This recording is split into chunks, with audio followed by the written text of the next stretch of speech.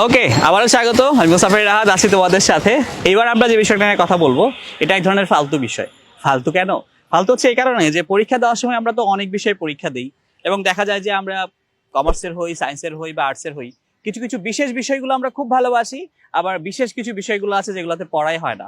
যেমন সায়েন্সের যারা আছে তাদের বাংলা ইংলিশের খবর হয়ে যায়, কারণ এগুলো পড়া হয় না।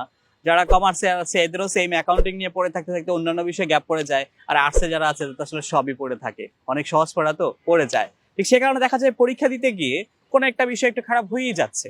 এবং আমিও ব্যক্তিগতভাবে তাই দেখেছি। এই 14 বছর অ্যাডমিশন লেভেলে পড়িয়ে বা দীর্ঘ 9 বছর কলেজে পড়িয়ে আমি দেখেছি আমার বাচ্চারা, মানে যাদেরকে আমি পড়িয়েছি, বাংলা প্রথম পরীক্ষা খারাপ হয়েছে। এত খারাপ হয়েছে যে তার কাছে মনে হচ্ছে সে এইটি পাবে না। মানে এখন এই যুগে খারাপ হওয়া মানে তো ফেল করা না, A+ পাবে না বা এইটি আসবে না, এরকম একটা মেন্টালিটি তৈরি হয়ে যায়। তো সেই ক্ষেত্রে তারা যে কাজটা করতে চায় যে ঠিক আছে স্যার কি হবে না হবে প্রশ্ন এখানে দেখে ওখানে দেখে, এই গ্রুপে দেখে, এই স্যারের কাছে যায় ওই স্যারের কাছে যায়, যে কেউ যদি ভুল টুল করে সমাধান করো এইটি দিয়ে দিতে পারে। এইগুলো করারই দরকার নেই। পরীক্ষা শেষ মানে শেষ, এটা মিলাতে গিয়ে সময় নষ্ট করা এবং মনকে প্রেসার দেয়া কোনোটাই দরকার নেই। নিজের উপর বিশ্বাস রাখতে হবে, যতটুকু দিয়েছি এইটির কাছাকাছি যাবে। যদি খারাপও হয় হয়তো হয়ে যাবে, হয়ে যায়। যদি আমি বাংলার কথা বলি, বাংলা প্রথম পত্রের পরীক্ষা খারাপ হয়েছে, হয়তো 75 আসবে, ধরেই নিলাম 75 আসবে। তাহলে পরে একটা পরীক্ষা আছে না, দ্বিতীয় পত্র, ওটাতে আমরা ভালো করে পরীক্ষা দেই, ওখানে 85 চলে আসুক, তাহলে 75 85 দুইটা মিলে কিন্তু 160 মানে 160, মানে A+।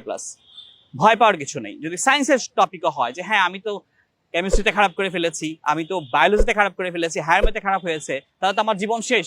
এখন তো আমার রিক্সাওয়ালার সাথে বিয়ে হওয়া ছাড়া, মেয়ের ক্ষেত্রে আর ছেলেদের ক্ষেত্রে রিক্সাওয়ালা হয়ে যাওয়া বিয়ে করার জন্য আর কোনো উপায় নাই। অনেক উপায় আছে। শুধুমাত্র এই বিষয়গুলোই, আর্টসের থেকে কমার্সে না যেতে না পারলেও কমার্স থেকে আর্টসের বিষয়ে আসা যায়, সায়েন্স থেকে আর্টসের বিষয়ে আসা যায়। তো কোনো কিছুই ফেল না, না কোনো কিছুই না। একটা পরীক্ষা খারাপ হওয়া মানে পুরো এসএসসিও খারাপ হওয়া না, পুরা রিক্সাওয়ালার সাথে বিয়ে হওয়া না, জীবনও শেষ হওয়া না। একটা বিষয়ের পরীক্ষা মানে শুধু ওই বিষয়ের খারাপটা বুঝায়। হয়তো এটা লাক ফেভার করেনি, বা যে প্রশ্ন এসেছে ওই সম্পর্কে ভালো ধারণা ছিল না, হতেই পারে, বাট এটা একদম শেষ করার মতো না। যে পরীক্ষায় খারাপ হোক, পরের পরীক্ষাটা যদি ভালো হয়, মনটা যদি শান্ত থাকে, তাহলে এরপরে যে স্টেপটা আছে, এরপরে স্টেপ কোনটা, অ্যাডমিশন টেস্ট, সেটা যদি ভালো হয়, জীবন কিন্তু খারাপ হয় না।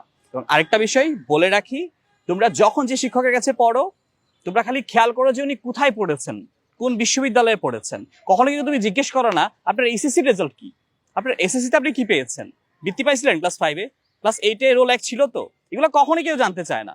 তুমি এসএসসির কোন একটা পরীক্ষা খারাপ করেছো কোনোদিন কেউ জানতে চাইবে না। শুধু একটা বিষয় জানতে চাইবে, তোমার কেরিয়ারের সময় তুমি কোথাকার গ্রাজুয়েট। সো এইচএসসিতে যেটাই হোক, পরীক্ষা একটা খারাপ হোক, একটির নিচে চলে আসুক বা কাছাকাছি হোক, এগুলো জীবনে কোনোই কাজে লাগবে না যদি একটা ভালো বিশ্ববিদ্যালয় নসিব হয়। আর এই নসিব কিন্তু আকাশ থেকে লাফ দিয়ে পড়বে না, এইচএসসি থেকে ভালো করে প্রিপারেশন নিলেই হয়ে যাবে।